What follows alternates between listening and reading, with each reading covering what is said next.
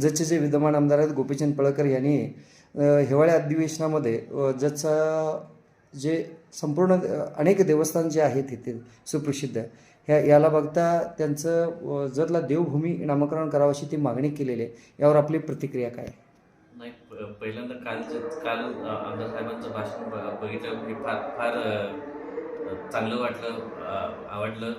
आणि ही बरोबर अगदी उपयुक्त गोष्ट आहे की हे होणं अगदीच, कारण जत तालुका असो, हे खूप देवस्थान आहेत आणि याचा परिणाम असं होईल की आता जतची यात्रा असो या अंबाबाई असो, खूप देवस्थान, सगळ्यांची नाव खूप आहेत की खूप लांबून लांबून लोक येतात, पण त्यांचं एक एकत्रीकरण होईल, त्यांचं सर्व देवस्थानांचा विकास होईल. तिथं लाखो लाखो लोक हजारो लोकांचा, लाखो लोकांचा एक पोटाचा विषय असतोय. आणि त्यासाठी ही फार चांगली गोष्ट आमदार साहेबांनी केली आहे, हे मला म्हणणं. आणि आमदार साहेबांनी हे असं देवभूमी हे नाव केलं, ही फारच चांगली गोष्ट आहे आणि मलाही चांगली वाटते.